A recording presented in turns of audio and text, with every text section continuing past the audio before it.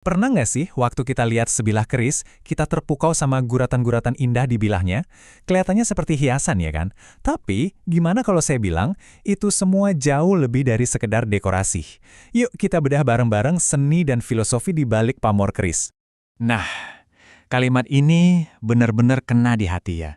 Ini bukan sekedar hiasan, ini adalah doa yang ditempa dalam baja. Setiap lekukan, setiap titik, setiap garis di bilah keris, itu adalah sebuah cerita. Sebuah harapan yang dibisikkan oleh sang empu saat menempa. Oke, jadi apa sih sebenarnya pamor itu? Gampangnya gini, pamor adalah pola rumit yang lahir dari proses penempaan. Coba bayangkan, lapisan-lapisan besi, baja, dan bahan pamor kayak nikel, atau bahkan serpihan meteorit, disatukan oleh panas api dan pukulan palu. Proses ini menciptakan seni metalurgi yang luar biasa kompleks dan yang terpenting, penuh makna. Dan hebatnya lagi, ini seperti sidik jari. Nggak akan pernah ada dua pola pamor yang sama persis. Keunikan inilah yang ngasih setiap keris identitasnya sendiri. Masing-masing itu karya tunggal yang nggak mungkin bisa ditiru 100%.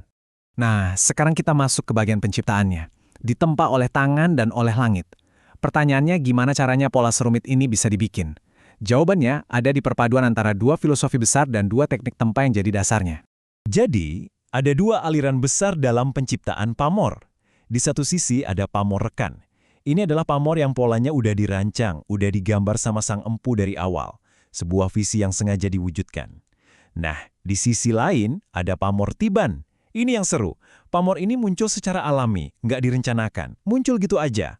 Makanya kemunculannya yang tak terduga ini sering dianggap sebagai anugerah, semacam hadiah dari langit. Secara teknis, dua filosofi tadi itu diwujudkan lewat dua teknik utama. Yang pertama, pamor melumah, di mana materialnya ditempa rata, horizontal gitu, buat menghasilkan pola yang lebar dan tenang. Lalu, ada pamor miring. Di sini, tempaannya dibuat diagonal, yang hasilnya adalah pola yang jauh lebih rumit, berlapis-lapis, dan dinamis. Cuma beda sudut tempaan, hasilnya bisa beda banget. Oke, setelah tahu cara bikinnya, sekarang kita belajar membaca bilahnya. Kenapa? Karena setiap pola pamor ini sebetulnya adalah sebuah bahasa simbol. Tiap motifnya itu punya cerita dan filosofinya sendiri yang unik. Wih, banyak banget loh jenisnya. Tapi kita lihat tiga yang paling sering kita dengar ya. Ada woswutah yang visualnya kayak beras tumpah, harapannya untuk kemakmuran. Terus, ngulit semangka yang polanya mirip kulit semangka, buat kelancaran pergaulan. Dan ron pakis yang kayak daun pakis, simbol kepemimpinan. Yuk kita bedah satu-satu. Pertama, woswutah yang artinya beras tumpah. Sesuai namanya, polanya kayak butiran beras yang berceceran. Nah yang menarik, ini seringnya pamor tiban, jadi munculnya alami. Filosofinya dalam tapi sederhana, harapan akan kemakmuran, ketentraman hidup, dan rezeki yang cukup. Pamor ini dipercaya cocok buat siapa aja, jadi semacam pamor selamat datang buat para pemilik baru. Lanjut, ada ngulit semangka. Coba deh perhatikan garis-garisnya, mirip banget kan sama kulit semangka? Nah, filosofinya juga nyambung banget. Pamor ini dipercaya bisa mempermudah jalan rezeki dan bikin kita gampang bergaul. Intinya, membantu pemiliknya biar luas, disenangi banyak orang, dan bisa memperluas koneksi. Cocok untuk profesi apapun? Nah, yang ini beda. Pamor ron pakis. Polanya teratur, tegas, kayak daun tanaman pakis. Simbolnya juga nggak main-main. Keberanian, kewibawaan, jiwa seorang pemimpin. Makanya, secara tradisional, pamor ini lekat sama para kesatria, pemimpin, atau orang-orang yang punya tanggung jawab besar. Dan disinilah muncul satu konsep yang sangat penting. Pamor ini dianggap pemilih. Konsep pemilih ini membawa kita ke sebuah pertanyaan yang lebih dalam ya, soal pemilik dan yang dimiliki. Sebenarnya, kita yang memilih keris, atau jangan-jangan keris yang memilih kita? Mari kita jelajahi konsep pamor pemilih ini. Jadi, gampangnya gini, ada yang namanya pamor tidak pemilih, ini pamor yang ramah buat semua orang, energinya universal.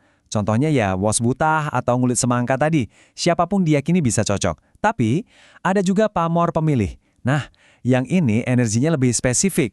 Katanya, pamor ini hanya akan selaras, hanya akan nyambung sama orang dengan karakter, profesi, atau takdir tertentu, seperti para pemimpin atau ksatria. Semua kerumitan dan filosofi inilah yang akhirnya mengangkat keris menjadi lebih dari sekedar benda pusaka lokal. Ini adalah ikon warisan dunia. Jauh lebih dari sekedar senjata. Ini adalah pengakuan atas harta karun budaya global. Puncaknya terjadi di tahun 2005. Ini tanggal penting. UNESCO secara resmi mengakui keris Indonesia sebagai mahakarya warisan budaya lisan dan tak benda kemanusiaan. Ini artinya, status keris bukan lagi cuma punya kita, tapi sudah jadi warisan untuk seluruh dunia.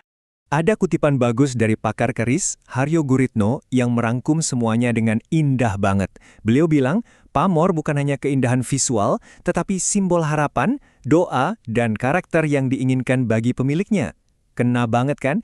Ini membawa kita kembali ke gagasan awal bahwa setiap guratan itu adalah ekspresi spiritual. Nah, sebagai penutup saya mau lempar pertanyaan untuk Anda renungkan. Kalau filosofi hidup Anda, harapan Anda, dan doa-doa Anda ditempa menjadi sebilah-bilah, kira-kira pola pamornya bakal seperti apa ya? Coba bayangkan. Terima kasih sudah menyimak.